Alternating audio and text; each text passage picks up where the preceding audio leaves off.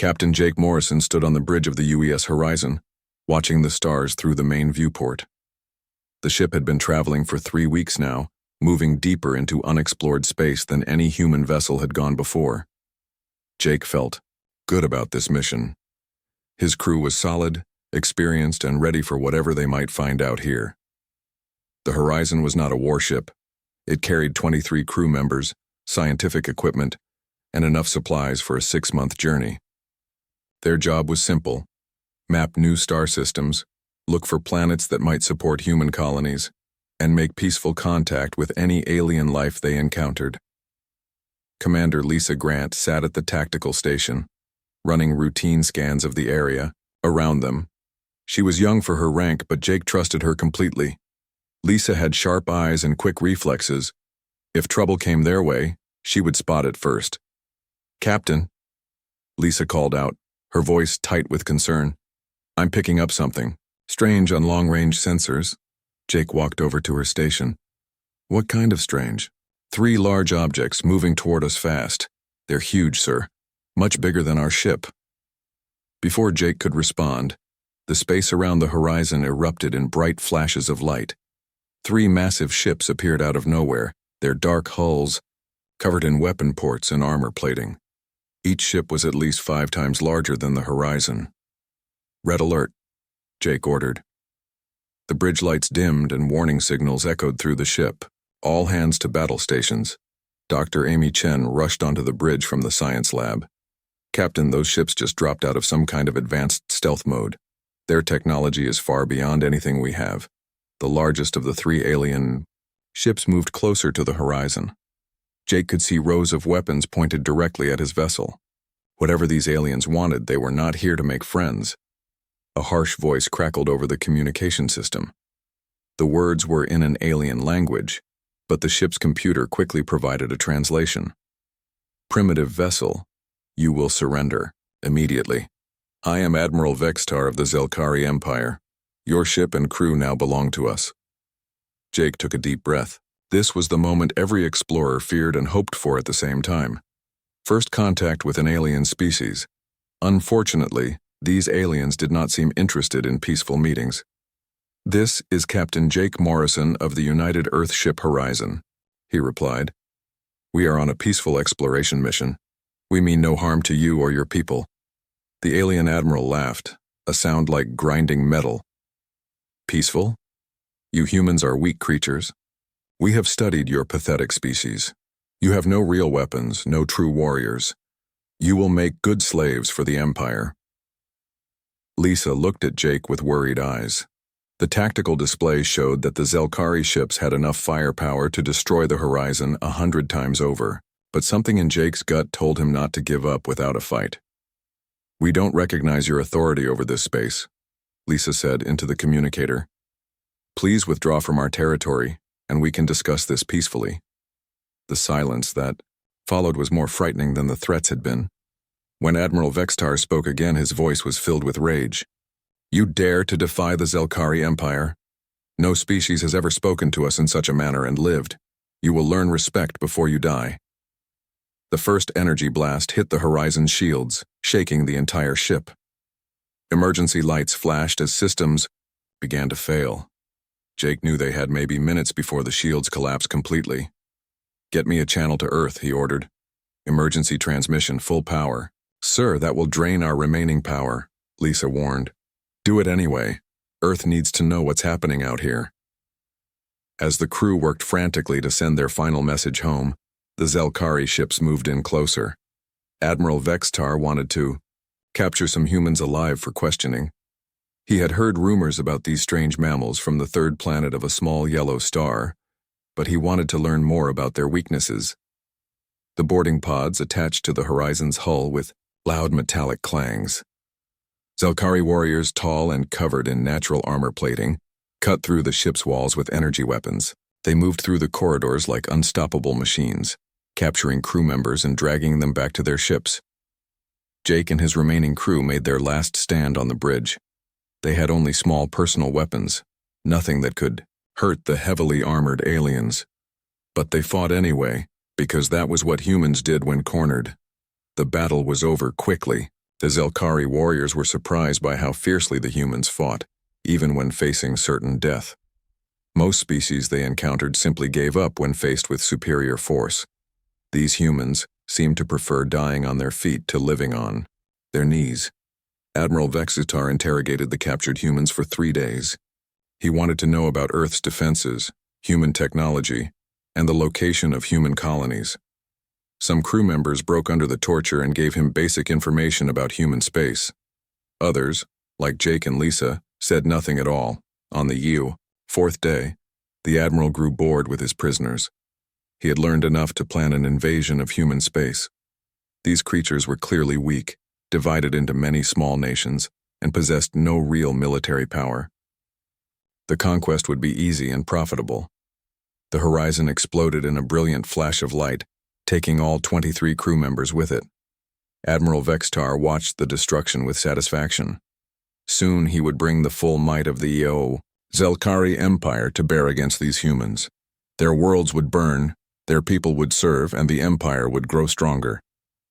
What the Admiral did not know was that the Horizon's final transmission had reached Earth successfully. Along with the distress signal, the message contained detailed sensor scans of Zelkari ships, weapons, and technology.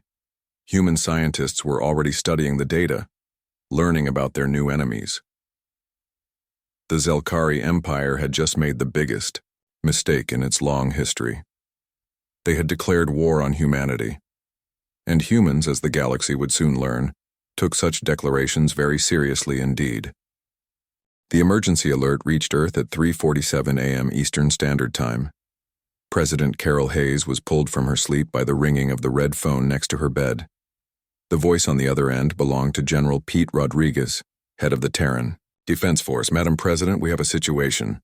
The horizon is gone, all hands lost. We're looking at first contact with a hostile alien species. Carol was fully awake within seconds. She had prepared for this possibility, but hoped it would never come. How long do we have? Unknown. The aliens destroyed our ship after interrogating the crew. We have to assume they learned the location of Earth and our other colonies. Within 2 hours, the Global Defense Council was meeting in the underground war room beneath Geneva. Representatives from every major nation sat around a massive table, their faces grim as they watched the final transmission from the horizon. Dr. Amy Chen stood at the front of the room, pointing to images of the Zelkari ships on the main screen. The aliens call themselves the Zelkari Empire. Based on the sensor data, their technology is roughly 50 years ahead of ours in most areas. Their ships are heavily armed and well defended. What are our chances in a straight fight? Asked the Chinese representative. General Rodriguez stood up. In a fair fight, we lose badly. Their ships are bigger, their weapons are stronger, and they have the advantage of surprise. But humans don't fight fair fights. The Russian delegate leaned forward. What do you propose, General? Total mobilization. Every factory, every research lab, every military unit on Earth and in the colonies. We turn our entire civilization into a weapon. President Hayes looked around the table. Are we all agreed? This means the end of normal life as we know it. Every resource, every person, everything we have goes toward this war. The vote was unanimous. Within 6 hours, every major news network on Earth was broadcasting the same message. Humanity was at war with an alien empire. Every citizen was called to serve in whatever way they could. The response was unlike anything in human history. Factories that made cars began producing military vehicles. Companies that built computers started making guidance systems for missiles. Medical researchers dropped their current projects to work on combat drugs and field medicine. Dr. Zara Thompson, the lead scientist at the Lunar Research Station, received a new assignment. Her team's job was to reverse engineer the Zelkari technology from the Horizon sensor data. They had the wreckage of alien energy weapons to study, along with detailed scans of the enemy ships. The aliens use a form of plasma containment we've never seen before, she explained to her team. But their defensive systems have a weakness. They're designed to stop energy weapons, not kinetic projectiles moving at high speed. Meanwhile, Commander Alex Harper was given command of humanity's first true warship, The TDF Retribution was being built in secret at the Titan shipyards. Unlike the peaceful exploration vessels humans had used before, this ship was designed, for one purpose, to kill alien invaders. Alex walked through the ship's corridors inspecting the construction. The Retribution carried enough nuclear warheads to crack a small moon. Its armor was made from the strongest materials human science could produce. Most importantly, it was equipped with the new stealth technology that Dr. Thompson's team had developed. "How long until we're ready?" asked Captain Rick Stone, who would command one of the stealth frigates being built alongside the Retribution. 3 months, Alex replied. Maybe less if we push the construction crews harder. The aliens monitoring human communications were amused by what they saw. The Zelkari had expected humans to panic or attempt to negotiate. Instead, they watched with growing curiosity as the entire human species began preparing for war. Admiral T. Vextar studied the intercepted human broadcasts from his flagship. The creatures seemed to be taking the threat seriously, but their preparations looked primitive compared to Zelkari military might. "Look at them," he said to his subordinates. "They're melting down their children's toys to make weapons. They think their simple machines can stand against the might of the Empire." His tactical officer, a scarred veteran of many conquests, was less certain. "Admiral, their response is unusually coordinated. Most species we encounter fragment into competing factions when threatened. These humans seem to be uniting." "Unity means nothing without strength," Vextar replied. "I will take a small fleet to their home system. 12 ships should be more than enough to conquer their entire species." Back on Earth, the war preparations continued around the clock. Engineer Kate Sullivan worked 18-hour days in her laboratory, developing new technologies that could give humanity an edge. Her breakthrough came in the form of energy-dampening fields that could hide ships from most forms of detection. "The aliens won't see us coming until it's too late," she explained to General Rodriguez during a briefing. "We can make our entire fleet invisible to their sensors." The general nodded approvingly. "Good. We'll need every advantage we can get." In the asteroid belt between Mars and Jupiter, mining crews worked frantically to hollow out hundreds of rocks. Each asteroid was fitted with nuclear warheads and small thruster engines. When the aliens arrived, they would find that the entire solar system had been turned into a weapon. Major Ben Carter trained the first human soldiers who would face the aliens in ground combat. These were not the peacekeepers and police officers that most human military forces had become. These were killers, trained to fight an enemy that showed no mercy. "The aliens are bigger and stronger than us," he told his troops.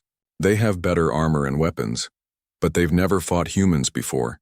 They don't know what we're capable of when we're cornered." As the months passed, the transformation of human civilization became complete. Children learned to identify alien ship types in school.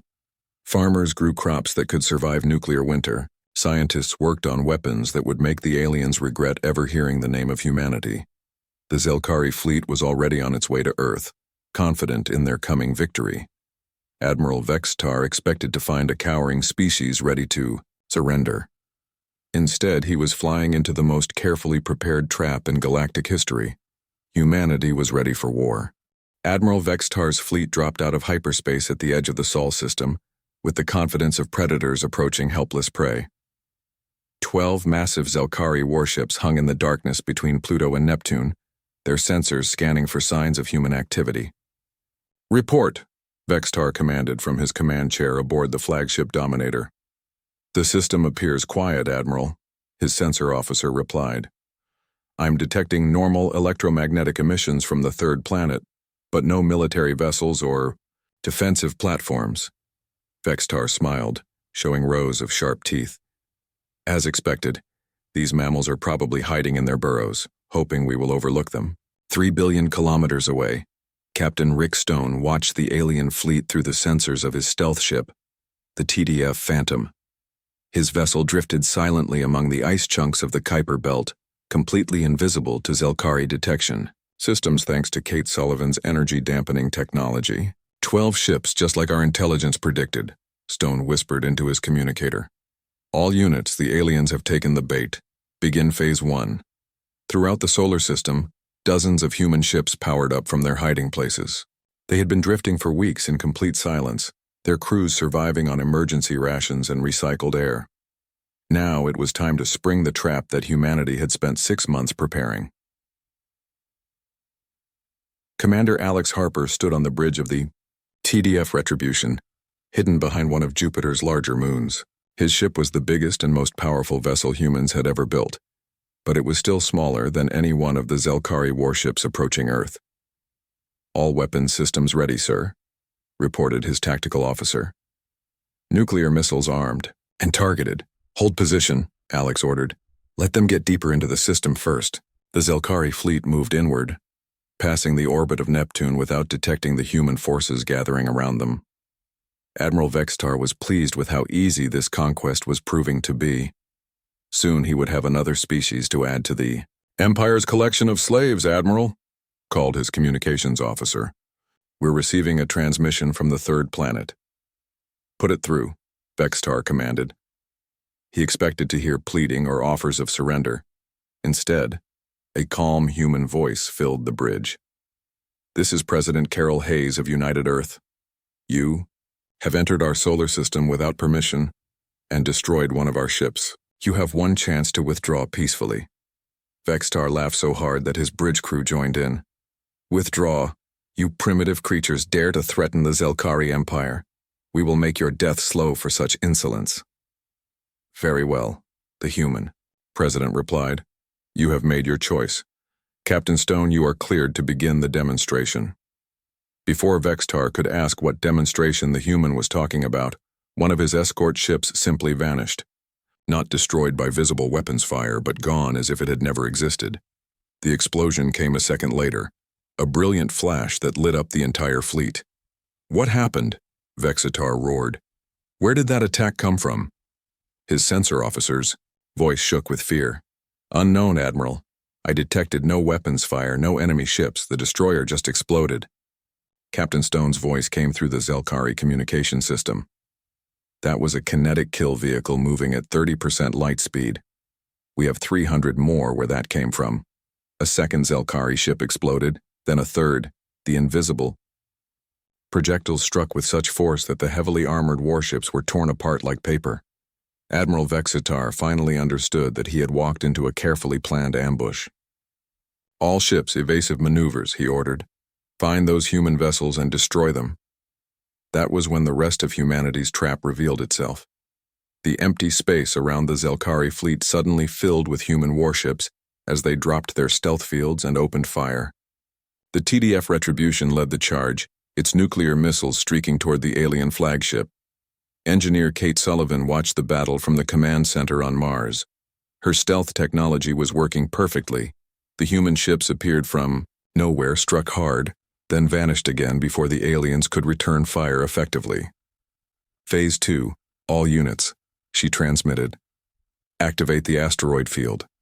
Throughout the solar system, hundreds of hollowed-out asteroids came to life. Each rock contained enough nuclear explosives to destroy a city, and they were all moving toward the Zelkari fleet at high speed. The aliens found themselves surrounded by a swarm of makeshift missiles that their sensors had dismissed as space debris. Admiral Vextar watched in growing horror as his mighty fleet was torn apart by an enemy he could barely see. The humans fought like nothing he had ever encountered before. They used coordinated attacks, sacrificial tactics, and weapons designed to cause maximum damage to both ships and crew morale. One of his cruisers was rammed by a human frigate traveling at full speed.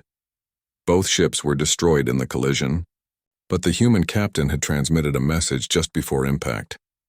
"Remember this when you think about attacking our worlds." "Admiral, we need to retreat," his tactical officer pleaded. "We've lost 7 ships already. The humans have us surrounded." Vextar's pride warred with his survival instincts. The Zelkari Empire had never retreated from battle, but they had never faced an enemy like this before. These humans fought as if death meant nothing to them, as if destroying the enemy was more important than their own survival. Another explosion rocked the flagship as human missiles penetrated its shields. The bridge filled with smoke and the screams of wounded officers. Vextar made the hardest decision of his military career. All remaining ships retreat to hyperspace immediately, he ordered. Only 2 Zelkari vessels escaped the Saul system. Admiral Vextar's flagship limped away with half its crew dead and most of its weapons destroyed. The other surviving ship carried footage of the battle that would soon terrify the entire Zelkari Empire. Captain Stone watched the alien ships flee into hyperspace. Around him, the wreckage of 10 Zelkari warships drifted in the darkness. The trap had worked better than anyone had dared hope. All human vessels, report status, he transmitted. The cost had been heavy. Humanity had lost 8 ships and over 2,000 crew members in the battle. But they had proven something important to both themselves and their enemies. Humans could fight, and humans could win. The message would soon reach every corner of Zelkari space. The Empire had finally encountered a species that refused to be conquered. The damaged Zelkari flagship limped into the Korthak system 3 days after the disaster at Saul. Admiral Vextar sat in his command chair, staring at the tactical display that showed the locations of his destroyed fleet. 10 ships lost.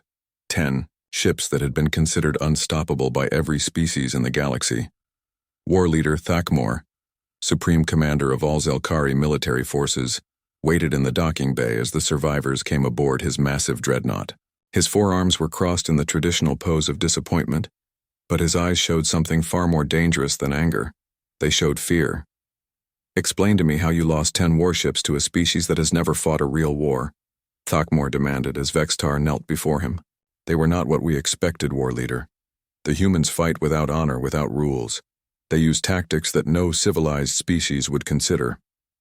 Thakmor activated a holographic display showing the battle footage from the Saul system. The images made his blood run cold.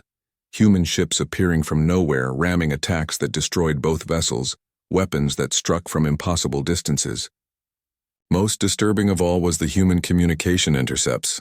"Listen to this," Thakmor said, playing an audio recording. "This is what one of their ship captains transmitted before ramming your cruiser." The human voice was calm, almost cheerful. "Tell your friends that humans don't forgive and we don't forget. This is what happens when you murder our people." Thakmor paused the recording. That captain knew he was going to die. He chose to die. What kind of species produces warriors who embrace death as a tactical option? Halfway across the galaxy, Dr. Zara Thompson sat in a Zelkari interrogation chamber, facing 3 alien scientists who were becoming more desperate with each passing hour. They had captured her during a failed raid on a human research station, hoping to learn about human weaknesses. Instead, they were learning about human strengths. "Explain to us again how your species developed," demanded the lead interrogator, a tall Zelkari with scars covering his natural armor. Zara smiled, which made the aliens uncomfortable. "You really want to understand? Very well. Humans evolved on a world where everything was trying to kill us. The weather, the animals, the plants, even the bacteria. For millions of years, only the strongest, smartest, and most aggressive humans survived to have children." The interrogator leaned forward. "Many species face such challenges during evolution. Not like Earth," Zara continued. "Our world produced predators that could hunt in packs, prey animals that could think and plan, and environmental disasters that wiped out entire civilizations. We learned to fight or we died. It's that simple." She stood up, ignoring the energy restraints that bound her to the chair. "You want to know why your mighty fleet was destroyed? Because humans have been fighting wars for thousands of years. We've fought with sticks and stones, with swords and spears, with guns and bombs and nuclear weapons. We've killed each other in every way possible, and we've gotten very good at it." The Zelkari scientists exchanged worried glances. This was not the information they had hoped to gather. "But you are a peaceful species now," one of them said. "You explore space, you seek knowledge, you avoid conflict." Zara's smile grew wider. "We're peaceful because we choose to be, because we've learned what war really costs. But when someone threatens our families, our homes, our children, we remember what we really are. We are the descendants of survivors, of killers, of warriors who never gave up no matter how bad things got. On the planet Zelkari Prime, Emergency sessions of the High Command continued for days. Reports flooded in from across the Empire. Human fleets had appeared in 7 different systems, attacking Zelkari outposts with devastating effectiveness. The humans didn't seem interested in conquest or territory. They just wanted to destroy everything the Zelkari had built. General Korthval, commander of the Zelkari ground forces, watched in disbelief as footage arrived from the Rigel colony. His elite shock troops, genetically enhanced warriors who had never known defeat, were running in panic from human soldiers. "How is this possible?" he asked his aide. "Our troops are stronger, faster, better equipped." "The humans don't fight like normal soldiers, General. They use tactics that our warriors have never encountered. They hide in places we don't think to look. They attack from directions we don't expect. And they never ever give up." The aide played a recording from the battle. Human voices could be heard coordinating their attacks, but there was something else in their tone. They sounded like they were enjoying themselves. Major Ben Carter led his troops through the burning ruins of the Zelkari outpost on Rigel 3. His soldiers moved with the confidence of predators who had found their natural prey. The alien warriors they encountered were bigger and stronger, but they had been trained to fight honorable battles against enemies who followed rules. Humans didn't follow rules when their survival was at stake. "Contact front!" called out Sergeant Linda Nash as a group of Zelkari soldiers appeared around a corner. The aliens were twice the size of the humans, covered in natural armor that could stop most weapons. But Ben's troops had come prepared. They used shaped charges to bring down the building on top of the aliens, then picked off the survivors with precision rifle fire. The Zelkari never had a chance to use their superior strength. "Sir, the aliens are requesting permission to surrender," Nash reported. Ben considered this for a moment. "Tell them they can surrender after they explain why they thought it was a good idea to attack our research station." The psychological warfare was working as well as the physical campaign. Dr. Nina Foster's team had studied Zelkari communications and learned how their society worked. They knew exactly what messages would break alien morale. Human broadcasts flooded Zelkari communication networks.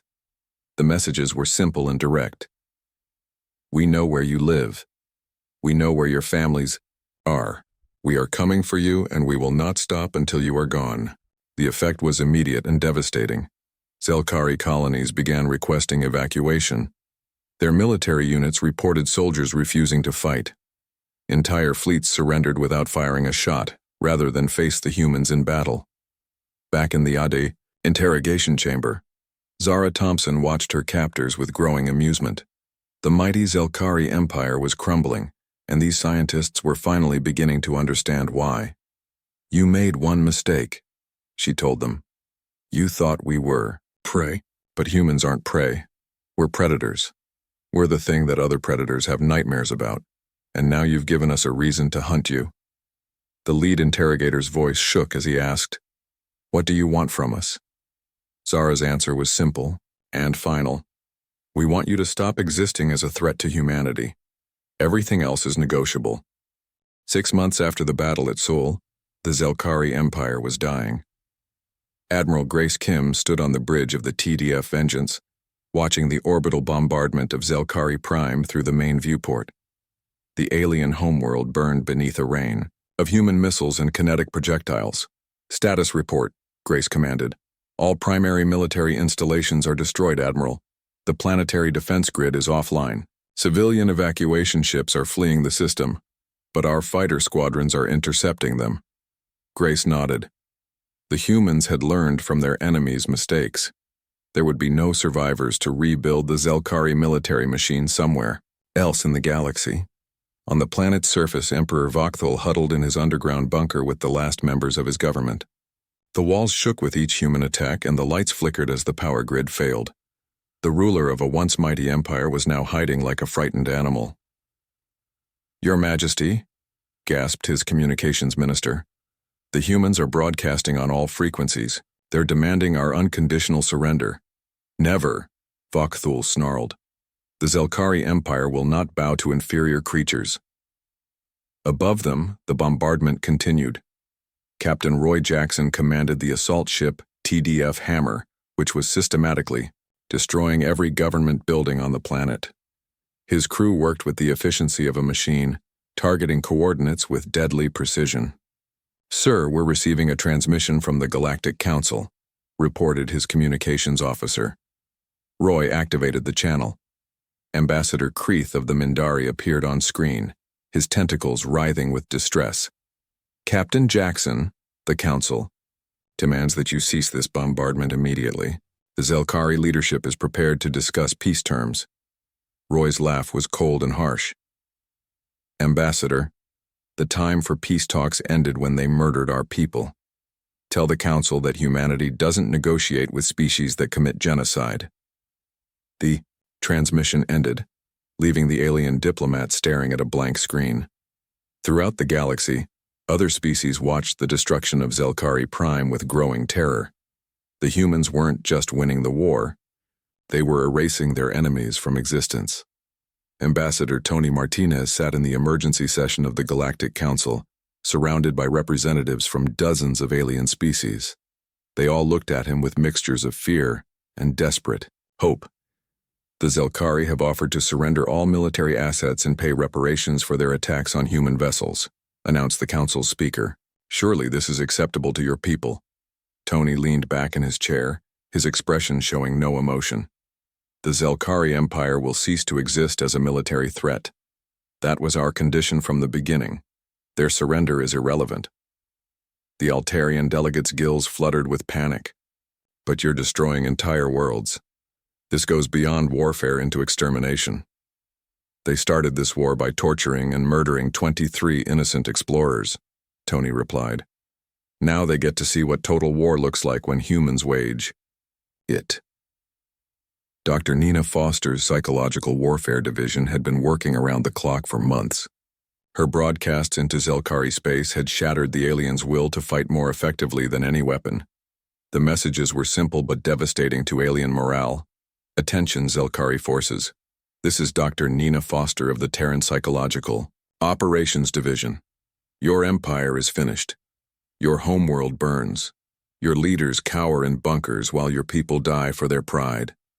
Surrender now and live, or continue fighting and join them in death." The effect was immediate. Zelkari fleets throughout the galaxy began surrendering en masse rather than face human forces in battle. The aliens had learned that humans didn't just defeat their enemies, they broke them completely. Major Ben Carter's ground forces had conquered 17 Zelkari worlds without losing a single major engagement. His troops moved through alien cities like ghosts, striking from unexpected directions and vanishing before the enemy could respond. The Zelkari had never faced an enemy that combined advanced technology with primitive cunning. "Sir, we've taken the government complex on Zelkari 7, reported Lieutenant Amy Davis. "The planetary governor wants to discuss terms." Ben shook his head. "No terms. Tell him to evacuate all civilians to the outer colonies. This world is being marked for sterilization." The lieutenant looked uncomfortable. "Sir, there are millions of non-combatants down there." "And there were 23 non-combatants on the horizon," Ben replied. "The Zelkari chose the rules when they started this war. We're just playing by them." Emperor Vakthul finally emerged from his bunker under a flag of truce.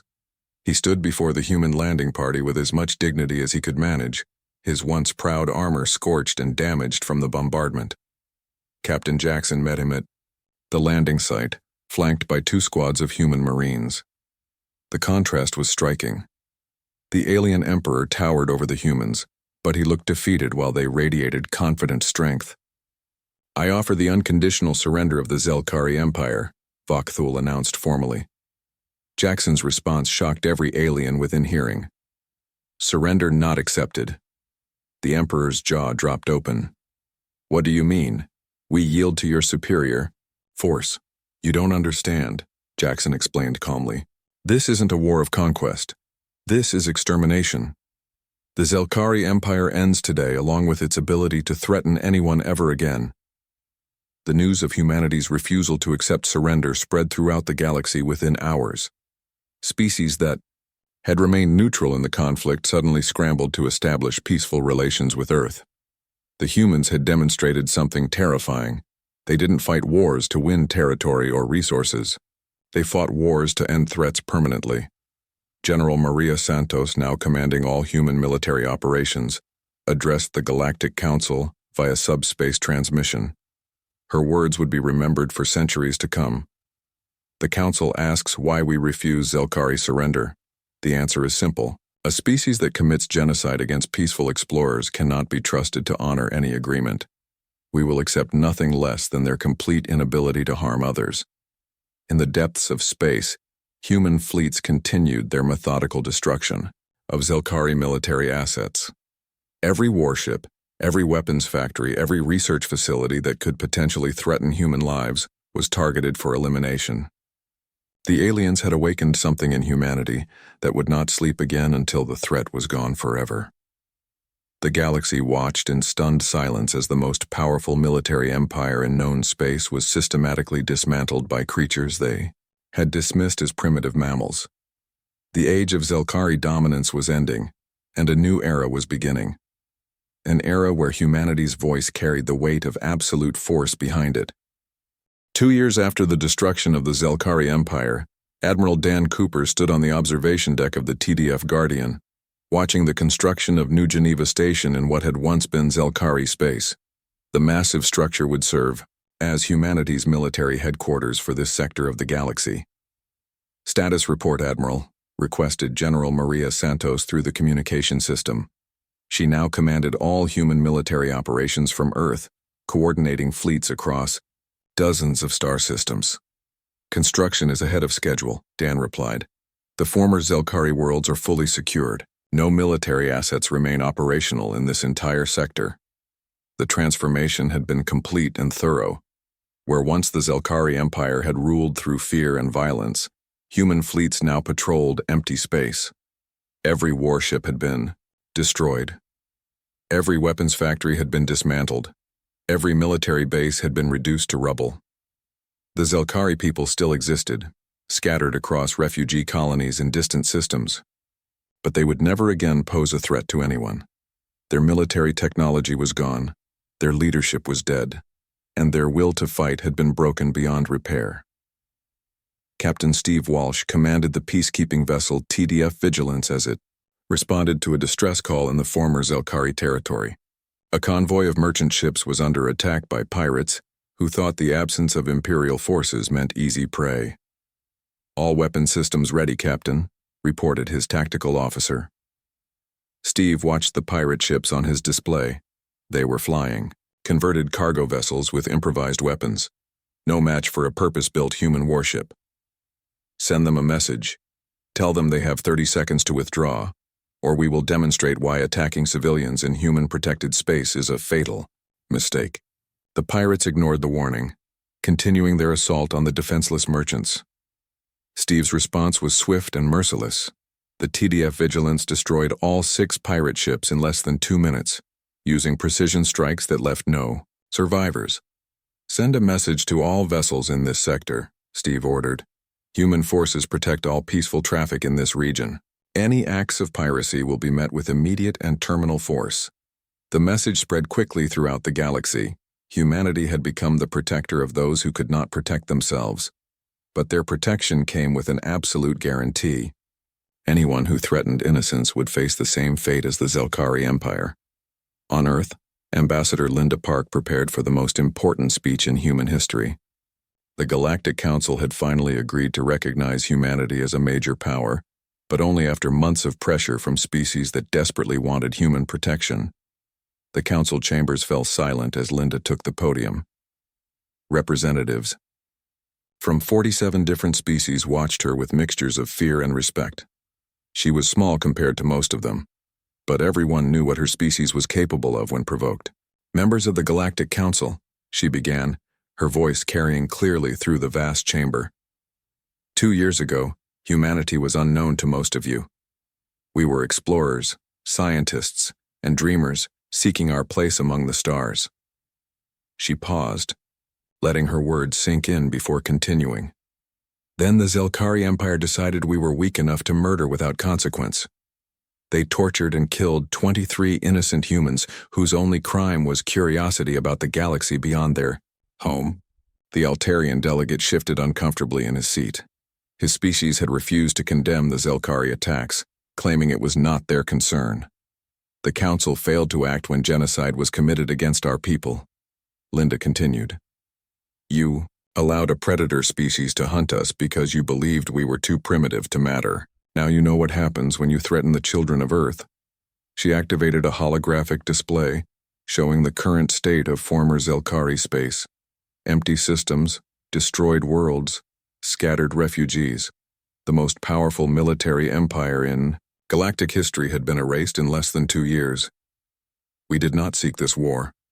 We did not want to become killers.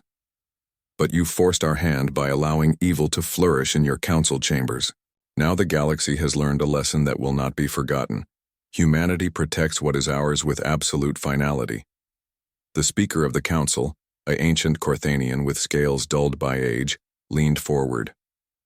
What does humanity want from the Council now? Linda's answer was simple and direct. We want a galaxy where peaceful species can explore and trade without fear of predators. We want rules that actually protect the innocent instead of just making speeches about protection. She looked around the chamber, meeting the eyes of representatives who had once dismissed humanity as irrelevant. You can have that galaxy, but it will be on our terms, enforced by our ships and guaranteed by our willingness to do what you could not. We will be the guardians you should have been. The Mindari ambassador raised a tentacle. And if the Council refuses these terms, then the Council becomes irrelevant, Linda replied without hesitation. We will protect our friends and allies, directly. Those who threaten them will join the Zelkari in extinction. The vote was unanimous.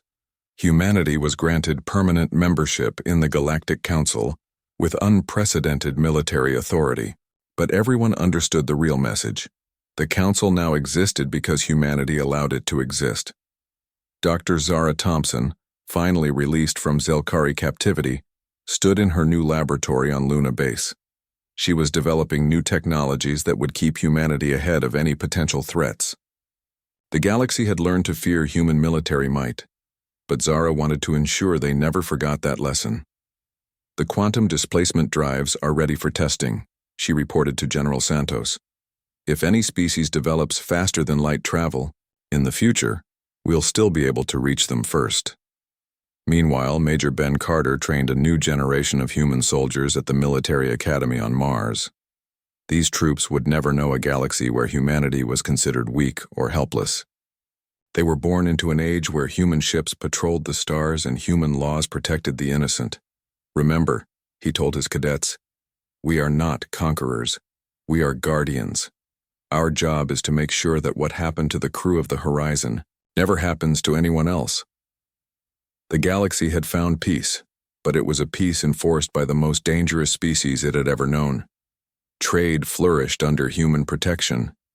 Science advanced with human support. Exploration expanded under human guidance. And in the dark spaces between the stars, human ships maintained their eternal watch. They were the children of Earth, the survivors of a violent world, the descendants of warriors who had learned that sometimes peace could only be achieved through the complete destruction of those who threatened it. The Zelkari Empire was gone, but its legacy lived on in the memories of every species in the galaxy. They had learned the most important lesson in the universe. Never threaten humanity, because humans don't just fight wars. They end them.